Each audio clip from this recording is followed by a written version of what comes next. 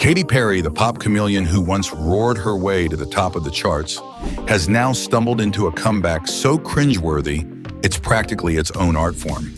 This is what happens when a pop star time travels from 2013, lands in 2024, and decides to make music without bothering to check what year it is.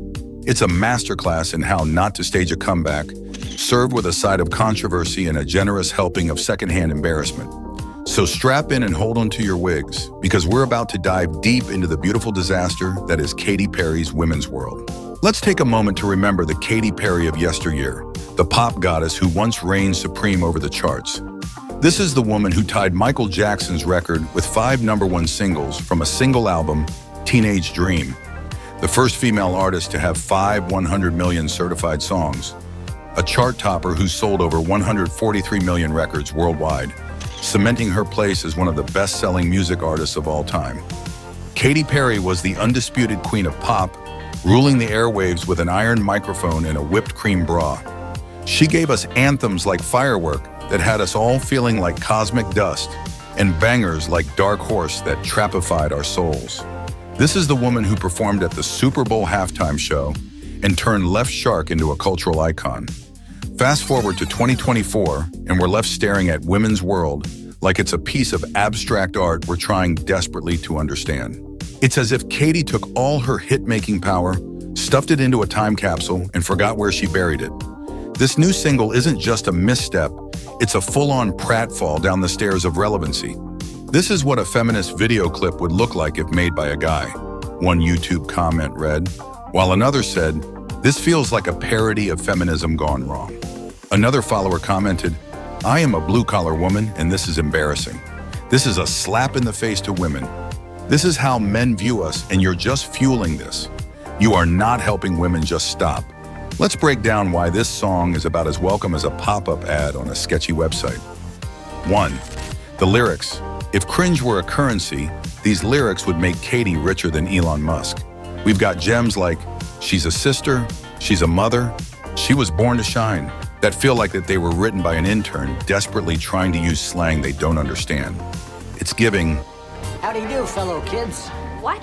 The repeated mantra, "It's a woman's world and you're lucky to be living in it," is about as profound as a corporate Twitter account tweeting "girl power" on International Women's Day. 2. The production. Remember when we thought autotune was the most overused thing in pop music? Well, Women's World said, "Hold my beer." The production is flatter than a pancake that's been run over by a steamroller. It kicks off with a synth line that sounds like it was lifted straight from a rejected Lady Gaga demo, circa 2011. It's as if the producers found an old hard drive labeled generic pop beats and thought, "This'll do nicely." 3. The message. Katy's trying to serve us a feminist anthem, but it's about as empowering as a live, laugh, love sign in a suburban kitchen. It's like she's playing pop culture Mad Libs, throwing in every female archetype she can think of without actually saying anything meaningful. 4. The structure.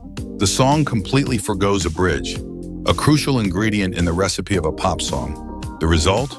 A track that feels incomplete and unsatisfying, like a meal without dessert. 5. The timing. This song feels like it time traveled from 2016, realized it was in the wrong year, and decided to stay anyway. It's giving us strong Hillary Clinton campaign song that never made it out of the drafts folder vibes. All in all, Women's World is a musical Frankenstein's monster, stitched together from parts of better songs and infused with a misguided attempt at relevance. For a pop star who once set the standard for catchy, empowering anthems, this comeback attempt is less roar and more meow. If you thought the song was a disaster, the music video is about to make your brain do backflips. The video starts promising enough, with Katy recreating some iconic American imagery. We've got Katy using a urinal because nothing says women's empowerment like peeing standing up.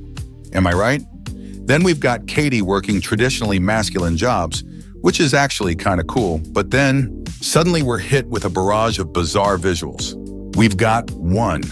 Katy gets flattened by an anvil like she's in a Looney Tunes cartoon because nothing says female empowerment quite like cartoon violence, apparently. 2. There's a random appearance by Trisha Paytas. Yes, you heard that right. Trisha Paytas, the YouTube personality known for her controversial videos and public meltdowns, makes a cameo. It's like the video equivalent of a non sequitur. 3. In a moment that had viewers collectively shouting, "What the actual heck?" Katy sticks a gas pump in her butt. I repeat, a gas pump in her butt. It's a visual that's equal parts shocking, confusing, and uncomfortably hilarious. 4. The video culminates with Katy flying away in a helicopter, leaving us all wondering if we've just witnessed a music video or an avant-garde art piece gone wrong. For someone who's anti-male gaze, Katy Perry created an epitome of what the peak male gaze looks like. We're talking skimpy bodysuits, barely there crop tops, and shorts so short they're practically denim underwear. It's as if the wardrobe department got the memo women's empowerment and interpreted it as show as much skin as possible. This over-sexualized visual feast feels more like pandering to the male gaze than any kind of feminist statement. It's the kind of girl power that makes you wonder if the creative team has ever actually met a woman in a position of power. News flash. Most CEOs don't conduct board meetings in sparkly bikini tops. The video seems to be screaming, "Respect women," while simultaneously reducing them to eye candy, creating a paradox so baffling it could keep philosophy majors debating for semesters. It's like the video is trying to be satirical, but forgot to let the song in on the joke. The result? A disconnect so big you could drive a tour bus through it. In a plot twist that surprised absolutely no one, Katy Perry took to social media to defend her Woman's World video faster than you can say PR nightmare. And we're kind of just having fun, being a bit sarcastic with it. It's very slapstick, and we're really overplaying it and on the nose. We're not about the male gaze, but we really are about the male gaze. She claimed the controversial first half was intentional satire, saying it's very slapstick and very on the nose. Apparently, Katy thinks overplaying the male gaze is the height of comedy. Spoiler alert, it's not. But wait, there's more! Even Vice President Kamala Harris, who knows a thing or two about breaking glass ceilings, reportedly gave the song a hard pass for her campaign. Ouch! Katy's attempt at damage control has backfired so spectacularly, it's making her left shark performance look like a masterpiece of choreography. Now, let's address the elephant in the room, or should I say the producer in the studio. Katy Perry's decision to work with Dr. Luke on this track is about as popular as pineapple on pizza at an Italian restaurant. For those who need a refresher, Dr. Luke has been a controversial figure in the music industry due to his legal battle with Kesha. Many artists have distanced themselves from him, but Katy decided to bring him back for Women's World. It's a move that's got more people scratching their heads than a shampoo commercial. Here's the kicker. In her 2018 deposition for the Kesha lawsuit, Katy herself acknowledged that working with Dr. Luke would not be received well. It's like she saw the do not touch sign and decided to give it a big ol' hug anyway. This collaboration has raised more red flags than a communist parade. It's left fans and critics alike wondering, did Katy forget about the controversy, or did she just decide to YOLO her way through it? The irony of working with a controversial male producer on a song about women's empowerment is not lost on anyone. It's like wearing a Go Vegan t-shirt to a barbecue competition. It just doesn't add up. Now, let's zoom out and look at the bigger picture. Women's World isn't just a single. It's supposed to be the grand return of Katy Perry, the lead-off to her upcoming album, 143. But so far, this comeback is looking about as successful as my attempts to recreate Katy's iconic cupcake bra for Halloween. Let's compare this to Katy's previous lead singles. 1. I Kissed a Girl, 2008.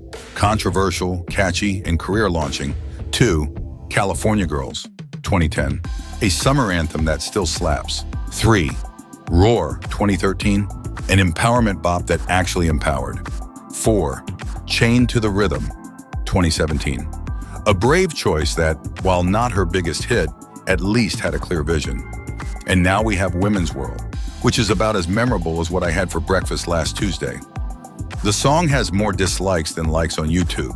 Fans are confused, critics are unimpressed, and Katy, well, according to sources, she's freaking out. So what happens now? Well, according to insiders, Katy and her team are in full damage control mode. They're reportedly holding crisis talks and trying to salvage the album. It's like watching someone try to fix a sinking ship with a roll of duct tape and positive vibes. Here's what Katy could do to turn the ship around. 1. Ditch Dr. Luke. It's 2024, Katy. There are more producers out there than there are filters on Instagram. Pick one without the baggage. 2. Remember her strengths. Katy's at her best when she's authentic, fun, and a little cheeky. Women's World feels like it was written by a committee trying to crack the code of what the kids want these days. 3. Innovate, don't imitate. Instead of trying to recreate her past success, Katy needs to find a fresh sound that fits her current artistic vision. You can't pour old wine into new bottles and expect champagne, honey. 4. Listen to the fans. Katy's fan base is loyal, but even they're struggling with this one. It might be time for Katy to do a little market research. And by that, I mean actually read the comments section. Brave, I know. The good news? Katy still has time to course correct before the full album drops. 143 is set to release on September 20th, which in the world of pop music is practically an eternity. That's enough time for Katy to record a whole new album, film 12 music videos, and possibly solve world hunger. Katy's misadventure serves as a stark reminder that nostalgia, while powerful, can be a double-edged sword. It's great to reminisce about the good old days, but when your comeback feels like you're trapped in a time loop, it's time to hit the fast-forward button. This fiasco also hammers home the importance of aligning your message with your actions. If you're belting out a feminist anthem, it might be wise to avoid collaborating with someone who's been accused of being feminism's antithesis. Perhaps the most crucial takeaway is that sometimes the best comeback is one that actually moves forward, not backward. It's a lesson that Justin Timberlake learned the hard way with his ill-fated Man of the Woods era. Like Katy, JT tried to reinvent himself by seemingly regressing. And we all know how that turned out. About as well as trying to bring sexy back to a monastery. Katy Perry's journey reminds us that even pop icons can stumble. But hey, if Britney can make it through 2007, there's hope for everyone, right? As we close out this video, I can't help but wonder, what's next for Katy? Will she be able to turn this around? Or is this the beginning of the end for one of pop's most colorful characters? If you enjoyed this deep dive, be sure to click on the next video on your screen.